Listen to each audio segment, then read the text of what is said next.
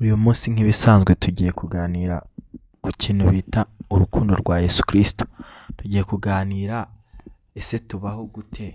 Ese ni gute umuntu yagakwiriye kubaho? Ngiye mugiye kuganira n'ibisanzwe ni ku Nzira Nzima TV. Making sure niba waramaze gukora subscribe. Niba utarayikora nabwo kuyikora byaba ari byiza kurushaho ndetse byadufasha twese. Byagufasha kujya umenya amakuru ku gihe, byagufasha kujya ubasha kumva byinshi mu bibazo wibaza ku ijambo ry'Imana, kujya ubasha kumva inama zagufasha mu buzima bwawe bwose. Uyu munsi rero nk'uko natangiye mbabwira, tugiye kuganira kuri Kristo, tuganire ku rukundo yatugiriye, tuganire ku mbabazi yatugiriye, tuganire ku buntu yatugiriye, tuganire kuri buri kimwe. Reka tubihere ku gitabo cya Yohana.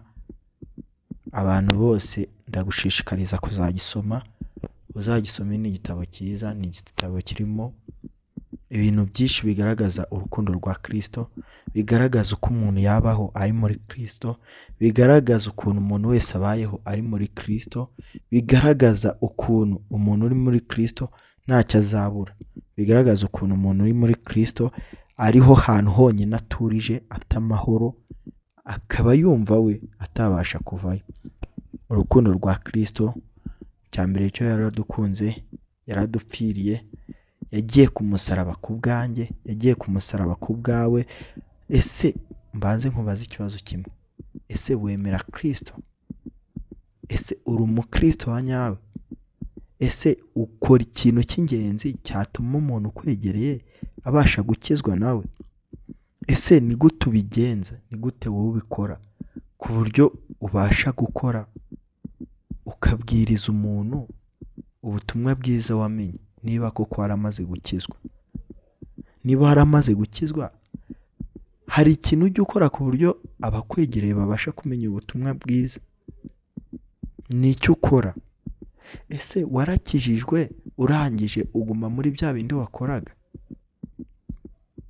Njya ndeba urugero hanze aha ngaha, hari abantu baba bakijijwe ariko ugasanga akijijwe, ugasanga niba ari iyo nzoga aracyazinywa, ugasanga ni wa mukristo ukinywa za nzoga, ukigendera mu matabi, ugasanga ni wa mukristo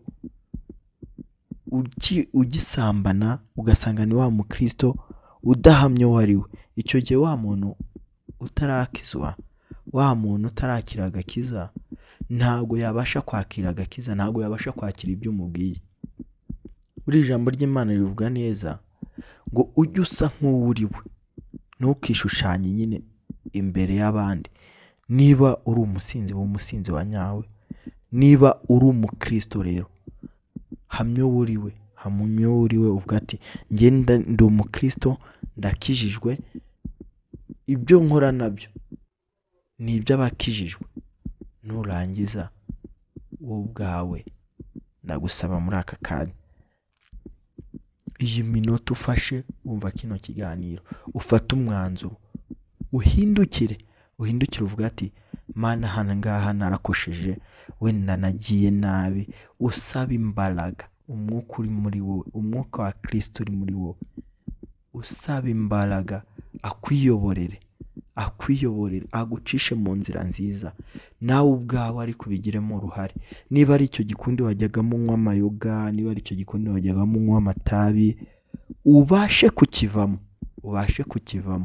Numara kukivamo, utangire gukurikiza inzira ya Kristo.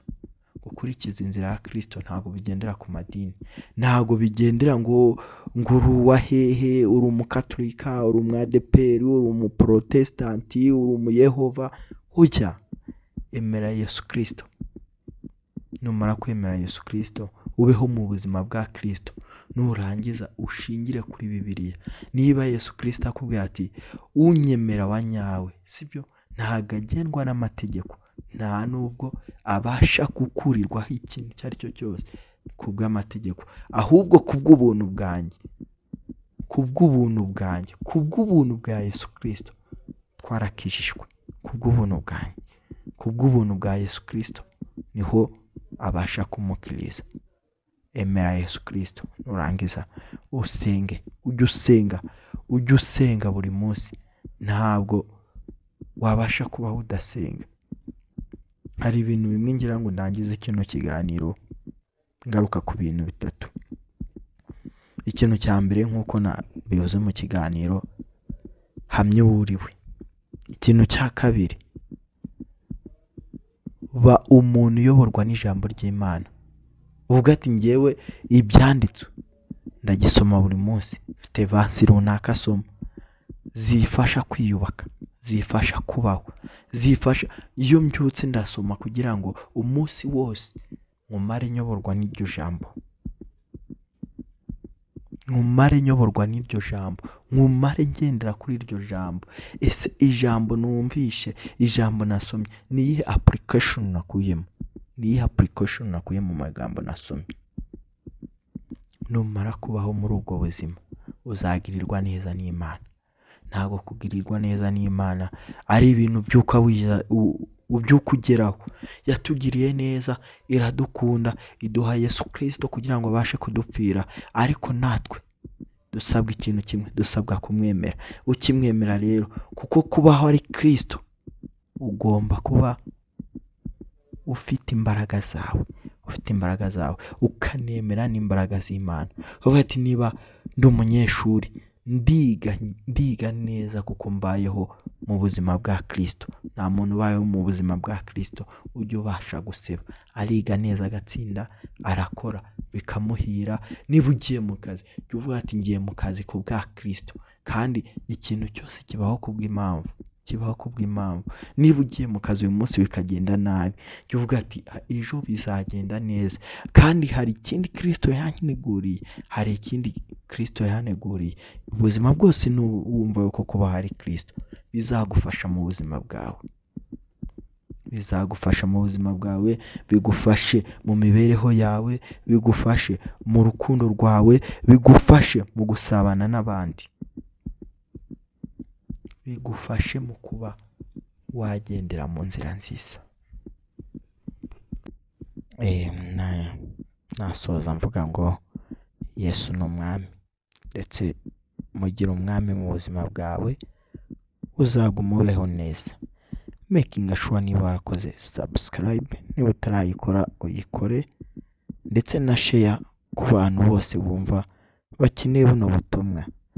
Hano hafasha umuntu kuva mu byaha, hafasha umuntu kwegerana na Yesu Kristo.